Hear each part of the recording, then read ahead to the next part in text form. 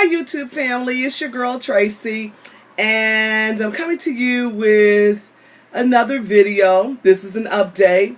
On yesterday I received a call from my surgeon, Dr. Jeffrey Meyer's office at Rush University, and I got my appointment. My scheduled surgery time is for 9:15 on Monday morning. So yay! Anyway, I'm very, very excited. I wanted to talk a little bit about anxiety, fears. I was talking with my sister earlier, and let me give you a minute thing about my sister. She's a worry wart. Okay, and she will worry about anything. So, when I first came to her I was going to have this surgery, she was concerned because she felt like I didn't need it. She's like, oh, you don't need it. I mean, you've been doing so well, losing weight, blah, blah, blah, blah, blah, blah. And so when I started sharing with her my actual true weight and how I felt, she began to understand. She's a nurse, so she understood the medical aspects of it.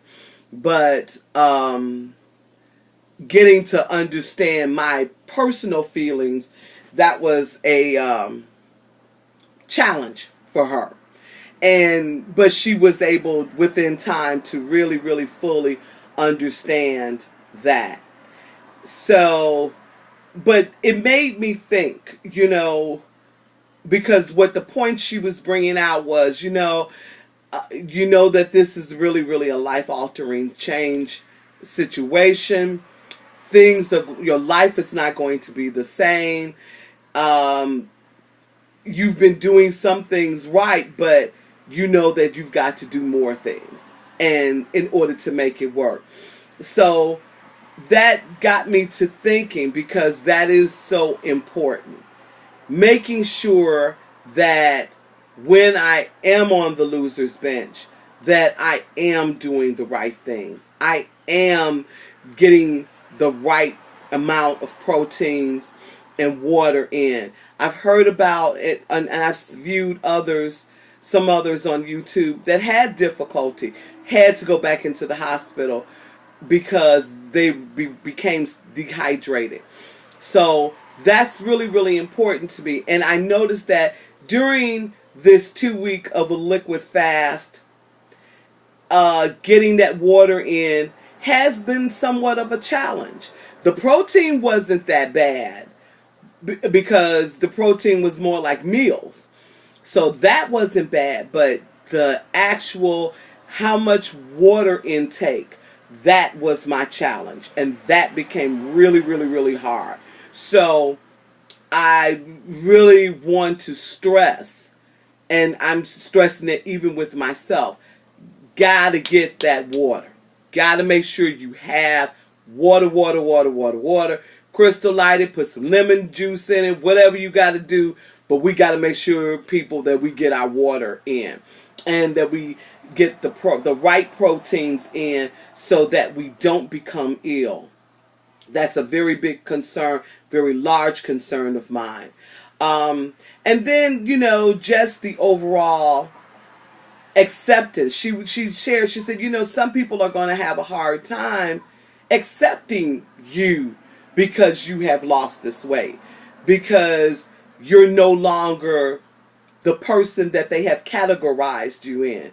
And that really made me begin to think and reevaluate my friends. Who are my friends? The people I thought were my friends, even family. So she put some things from a different perspective on my mind. And I wanted to share that with you, that, even though we do psychologicals with doctors, with a psychiatrist, to make sure that we can do this surgery, but let's re-examine ourselves. let's look at ourselves and make sure that, you know, who we're doing this for. Are we doing it for ourselves? Or are we doing it to please others? And when we do it for ourselves, you know, our motives and our focus and thoughts are correct. And understand the fact that, yeah, you're going to get some haters because you've been 200, 300, 400, 500 pounds, and you might have been their butt of their jokes. And now all of a sudden, you're losing that weight. Your personality may be changing, or you're able to shop in the same stores that they can shop in and may become smaller than them. And that may create some problems. So, you know, we've got to really, really look at that and make sure, you know, that those things really just don't take effect. Another thing I just wanted to briefly talk about was making sure that when you're getting ready for your surgery, that you evaluate what you're doing and you evaluate yourself in the process, and making sure that you are at peace within. I spoke with a girlfriend from Texas who had gastric bypass a few years back, and she said, I went through the process 3 times before I actually did it. And she said, because I was not for sure and I was scared. So I do know that fear can take a hold. So that's something you got to look at and make sure that you are doing what you need to do in order to get the job done. And if you are fearful, step back. It's not the end of the world. No one is going to be mad at you. No one is going to hate you. No one is going to think any less of you, because it's best for you to feel confident and secure in your thoughts and in your motives. And that's how you're able to stand and say clearly. And that was what I had to do.